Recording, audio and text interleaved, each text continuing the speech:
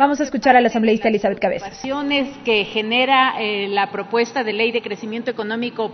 presentada por el Ejecutivo, compartimos con algunas bancadas y eso me parece que es importante. Efectivamente, esta es una ley importante, trascendente, extremadamente extensa para el corto tiempo y para el tratamiento de ser una ley económica urgente. Es una ley que tiene 404 artículos, como se ha dicho, 8 disposiciones generales, 25 disposiciones transitorias,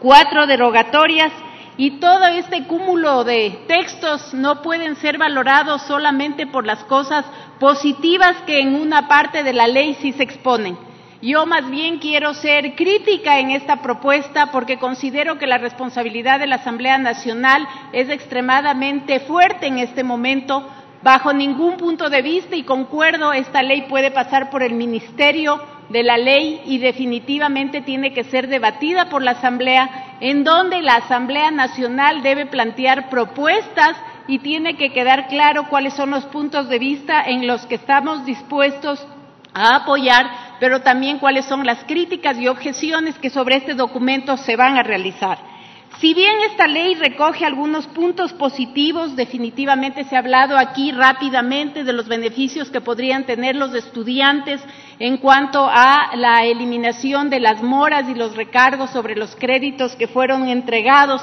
justamente para financiar sus becas. Existe toda una línea de créditos de vivienda que se pretenden impulsar con una tasa preferencial del 4.9%. Se habla con claridad de una disminución del impuesto a la salida de divisas, algunas excepciones en los casos de varios sectores agrícolas, por ejemplo, pero creo que esto no puede tapar un balance general que sobre el contenido de la ley debemos realizarlo.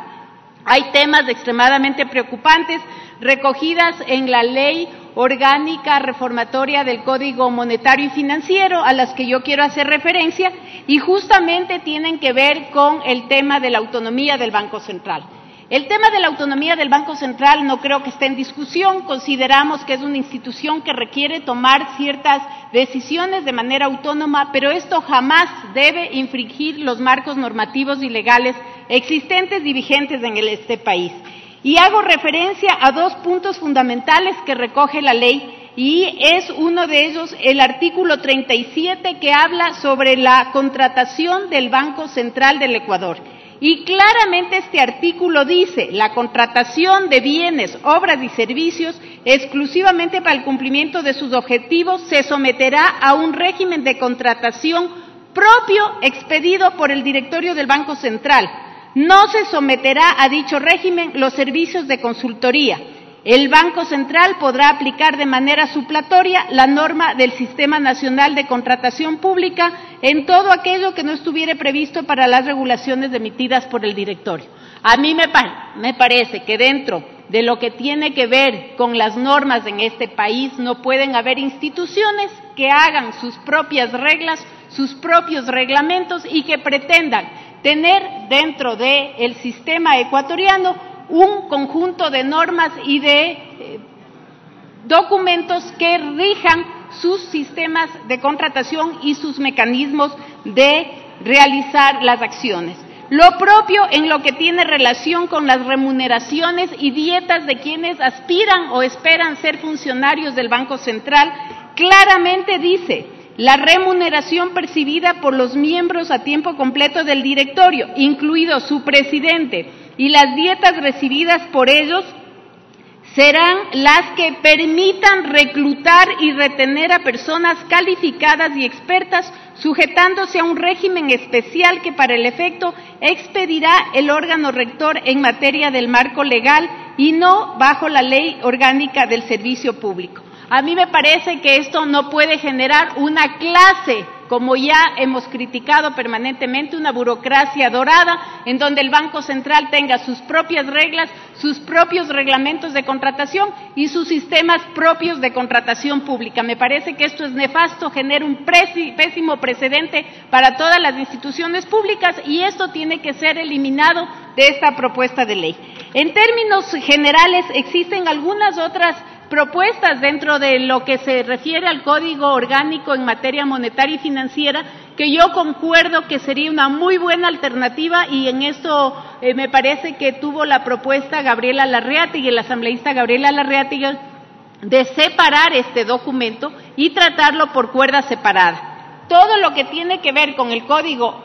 Orgánico Monetario y Financiero, no sé hasta qué punto puede ser calificado como urgente y como en términos económicos realmente prioritario. Me parece que aquí hay un conjunto de medidas y hay un conjunto de decisiones que hay que asumir sobre el mecanismo de mejorar los ingresos para el Estado, que además ya están siendo considerados para la propuesta de la proforma presupuestaria 2020. Con sorpresa, también tengo que decirlo, que he visto que la propuesta asciende a 35.499 millones y ya se anticipa ahí un déficit de alrededor de 6.500 millones de dólares. Por lo tanto, la ley que ahora estamos nosotros debatiendo ni siquiera alcanzaría a financiar un 10% de lo que ya se anticipa como necesidades financieras para el cumplimiento de la proforma presupuestaria del 2020. Entonces, ¿quién garantiza que efectivamente esta ley que ahora estamos debatiendo de crecimiento económico, que aspira a recaudar, de lo dicho ya, 700 millones de dólares, efectivamente pueda cumplir con estas expectativas cuando hay temas tan importantes y que pueden ser muy subjetivos, como es el tema, por ejemplo, de la recaudación de los impuestos al uso de fundas plásticas? Hacía referencia a ello justamente el asambleísta Donoso, cuando se prevé gravar con 10 centavos a aquellos establecimientos por cada funda que sea utilizada. Definitivamente esto es relativo, porque ya tenemos grandes cadenas de supermercados que claramente ponen en sus fundas, dice, material reciclado. Por lo tanto, yo creo que esa expectativa de generar este gravamen al uso de fundas plásticas va a quedar totalmente sobredimensionado, cuando en la realidad ya existen muchos centros que entregan fundas recicladas. Yo creo que ahí hay una alternativa fundamental que debería ser analizada por el Ministerio, que es gravar la importación de la materia prima que importan todas las empresas fabricantes justamente para la elaboración de las fundas plásticas. De hecho, estos productos, el polipropileno que es utilizado para las fundas, es relacionado directamente con el precio del petróleo. En este momento los precios del petróleo están extremadamente bajos, alrededor de 51, 52 dólares, por lo tanto el valor de la tonelada de esta materia prima está en alrededor de 900 dólares, lo cual hace que los importadores generen una cantidad de materia prima para la producción de estos productos. Entonces me parece que hay alternativas, y yo realmente veo con preocupación cómo un documento legal de tanta magnitud y de tanta extensión como el que nos han enviado haya sido procesado de una manera tan rápida. Nosotros se nos explicó y se nos comentó de esta ley en la mañana, cuando en la tarde ya era presentada, y me parece que el procesamiento de estos temas tiene que ser mucho más responsable y muchísimo más extenso. Creo que es una muy buena iniciativa pensar en separar estos textos y, de hecho, todo lo que tiene relación con el Código Monetario y Financiero, dejarlo para tratar de manera inmediata, pero no dentro de esta fórmula de económico urgente que limita a la Asamblea la posibilidad de en 30 días conocer responsablemente todos estos temas que han sido incluidos en esta ley. Algo que no puedo dejar pasar y que lo quiero comentar aquí en el pleno de esta Asamblea es justamente la disposición general segunda, que está contenida en el texto del documento que ha sido remitido a la Asamblea Nacional. Aquí claramente lo que se genera es una suerte de liberación de todos los recursos que ingresen al país para inversiones, y establece la cláusula, el artículo 2 de la disposición general, y lo voy a leer porque sí me parece importante que nos detengamos en estos textos con lupa para ver exactamente cuáles son sus contenidos. Dice: los sujetos pasivos que se acojan al régimen previsto en el capítulo 4 no estarán sujetos a procesos de determinación por concepto de los tributos que se regularicen en este régimen.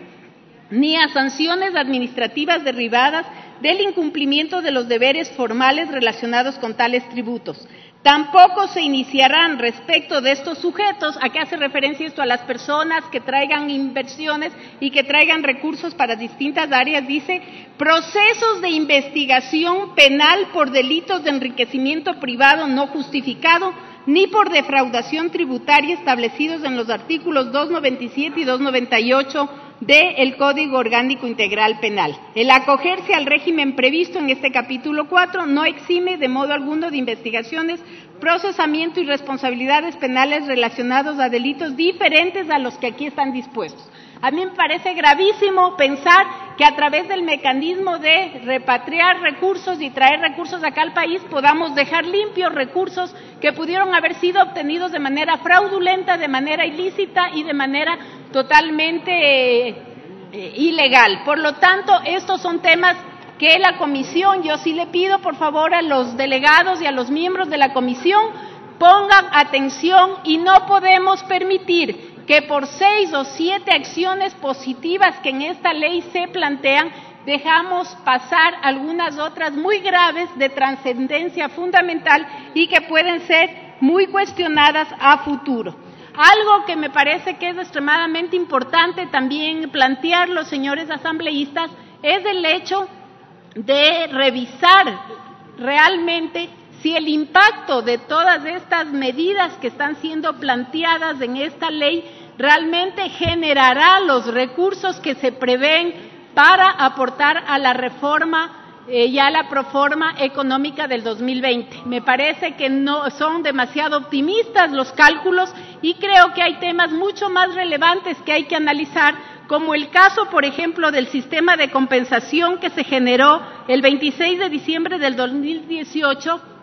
en función al acuerdo ministerial 619, en el que se genera un sistema de compensación para el sector camaronero, pesquero y atunero que utilizan diésel 2 y diésel premium con descuentos y con un subsidio de 70 centavos de dólar por cada galón. A mí me parece que hay sectores que sí efectivamente contribuyen a la balanza comercial del país, pero que tienen que trabajar en base a un sistema de competitividad que no sea subsidiado por el resto de ecuatorianos, sino por sus propias deficiencias dentro de sus procesos de producción interna. Por lo tanto, presidente, para finalizar, creo que la Asamblea no puede dejar pasar esto por el Ministerio de la Ley, pero tampoco puede permitir que por tratar temas que pueden ser positivos para el país pasemos muchísimos otros temas que están siendo fuertemente objetados y que tienen y que tienden muchísimas preocupaciones para todos los ecuatorianos. Muchísimas gracias. Esa era la intervención.